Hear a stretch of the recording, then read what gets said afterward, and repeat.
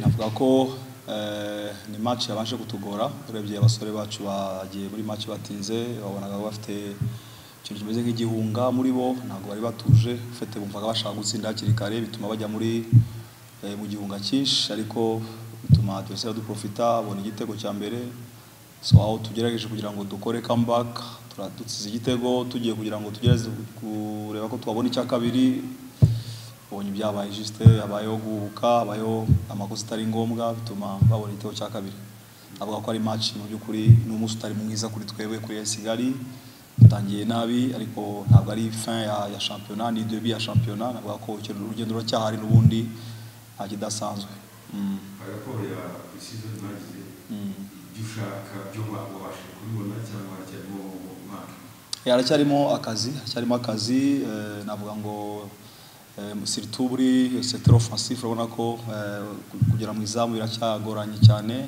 yego gutsindwa birashoboka ariko none wagerageje kugera imbere mu izamu no gukora ufite no gukora urebye no muri pre-season ntabwo twabasha kubona ibitego byinshi apari ama penalty ariko babona ko mu buryo bwa buri offensif ntabwo bisubizo biraboneka so turacyafite umwanya turacyakora urugendo ni rurerure turakora kugira ngo bizabasha kugenda neza match star solution yari mu kibazo barabonye preparation y'umukino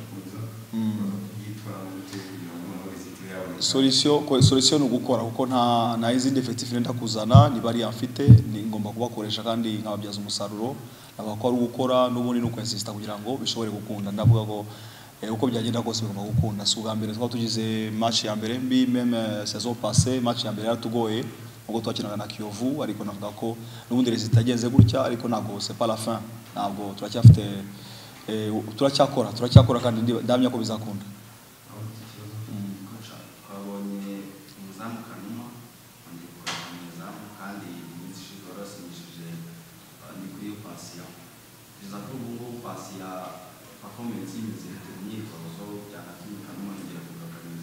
navuga ko nabazamu beza ariko patient ntabwo yaramenyera nibwa cyiza ntabwo mu byukuri arakora entraînement natwe bihagije turamwetega muri groupe woro kugira ngo nawe azaze aje nawe muri competition n'abandi bibaza ko nawe match imbere azakomeza azadufasha mwataka wawe shasha Jesus Bukoro when ni performance ye wabonye muri match yawe ntabwo navuga ko performance ya Mukoro ntabwo imeze neza mu byukuri amaze yaje anamaze amezi atadakora so akoranye natwe nka 2 weeks navuga ko ziracyari nkeya ku buryo umuntu atamujija nonaha turakomeza dukorana imyitozo turebe performance yiwe ukuntu yagenda izamuka nibaza ko wenda muri match ziri imbere ashobora kuzatanga byinshi kurusha ibyo yatanze uyu munsi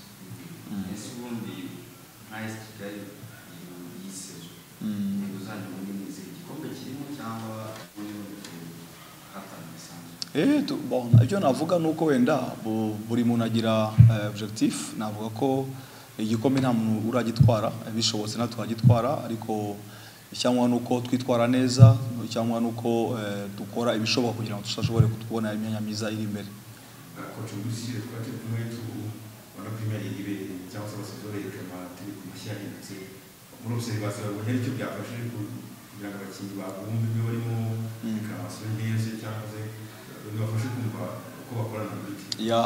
urabona ko at least ubu ngubu bafiteho ubumenyi si bitandukanye n'ubushize igihe wiramanta kandi mu by'ukuri umusifuzi afite ukuri navuga ko uyu munsi icyo byatanze nuko uyu munsi biba byose wenda bashobora kwiramanta par sentiment ariko ashira akanya akamenya neza ko babibasobanuriye babyumva neza noneho navuga ko byagize impact ikomeye murakoze namwe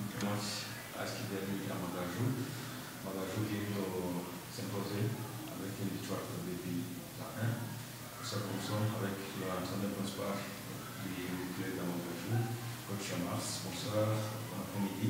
Bonsoir, bon après-midi. Merci pour la victoire. Merci. C'était un bon début. Comment vous jugez la performance de l'équipe? Comment vous vous sentez après cette victoire? Bon, premièrement, quand on a gagné le match, on se sent content. En plus, je pense que c'est le fruit du travail parce qu'on a commencé les préparatifs très tôt. On a fait 2 mois de préparation. On a fait au moins 9 matchs amicaux et on a pu décider même Kigali, on a fait 2 matchs amicaux avec Kigali. Premier match on a fait un but partout ici Et puis à Rouillé, on a fait 3 partout. C'est-à-dire que ce sont des équipes qui ont joué se connaissant. Alors, je pense que c'est le fruit du travail. Sur ce fait qu'il y a des équipes qui ont commencé très tôt, est-ce que tu penses que dans les premiers matchs, il y aura une différence entre ceux qui ont commencé un peu tard et ceux qui ont se préparé très tôt? Oui, je pense que ça peut influer sur les résultats parce qu'il y a la période de préparation qui peut prendre 8 semaines à 10 semaines. Alors si tu as eu 4 semaines, tu n'as pas le temps de mettre en place toutes les choses dont on a besoin. Mais quand on a commencé tôt, il y a moyen de corriger les erreurs. C'est pour cela que nous avons fait le dernier match avec Gassogui, nous avons perdu 1-0, mais nous avons vu les failles. C'est pour cela qu'aujourd'hui, on a su jouer. Mais je pense que je peux féliciter mon équipe. Tactiquement, on a été bon. Parce que l'équipe de d'Est, c'est une bonne équipe. Vous avez vu dans le tournoi d'APR, c'est une bonne équipe qui a la qualité, mais on a su gérer cette qualité par une tactique bien mise en place. Un jeune qui remplace et qui met le deuxième but n'est pas très connu. Est-ce que tu penses que c'est quelqu'un qui peut se battre pour la place ou c'est quelqu'un qui peut aider dans les Bon, premièrement, ce joueur, c'est un joueur que moi j'ai ramassé dans la rue parce qu'il n'a jamais joué dans une catégorie deuxième division, troisième. Je l'ai ramassé à Rouavou. C'est un élève qui a terminé ses études. Et puis je l'ai pris. J'ai eu des informations. Je suis parti le voir dans le tournoi qui était organisé à Rouavou. Je l'ai vu qu'il a dit Tana. Je peux vous dire que dans tous les matchs qu'on a joués, il a marqué au moins des buts. Dans tous les matchs qu'on a joués, les matchs amicaux. Alors aujourd'hui, c'est le championnat. J'ai d'abord privilégié l'expérience et puis la jeunesse après. Moi, je pense que sans se tromper, ce garçon, s'il fait 2 ans, il peut être l'un des meilleurs ailiers du Rwanda. Il est encore jeune, il a 18 ans. Coach, moi je vais poser les questions en a. Oui. Grosso modo, les titres vous fâchez au niveau tactique et vous fâchez pour le team derrière un match et puis alors vous indigez vous désirez Bon, premièrement, je peux dire qu'on a gagné tactiquement sur AS Kigali. Parce qu'eux, ils avaient la supériorité. Nous étions humbles. Nous voulions d'abord, vous avez vu qu'on n'a pas fait le pressing. On a fait un bloc médian. Si on perdait le ballon, on faisait le bloc médian. Et puis on récupérait le ballon. Tu vois, les buts qu'on a marqués, c'est les contre-attaques. Donc on prenait le ballon et on allait vite dans leur camp. Vous avez vu le penalty, le premier but, et le deuxième but, c'est même contre-attaque. Alors c'est ce que nous avons préparé pour jouer avec une grande équipe comme AS Kigali. Donc tactiquement, nous avons été bons. Et puis les joueurs qui sont entrés, on savait que Eddie qui a commencé l'attaquant un peu lancé, lui, il a moins d'entraînement parce qu'il était parti au Maroc faire le test. Ça n'a pas marché, il est revenu, mais il a fait au moins 2 semaines d'entraînement. C'est pour ça que physiquement, il n'est pas encore prêt. Je peux vous dire que c'est lui qui a été meilleur buteur du championnat du Burundi. L'autre.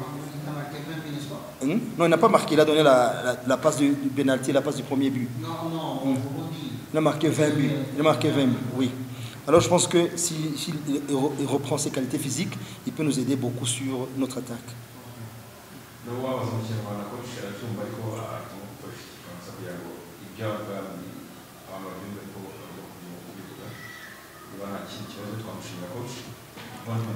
Ok, merci.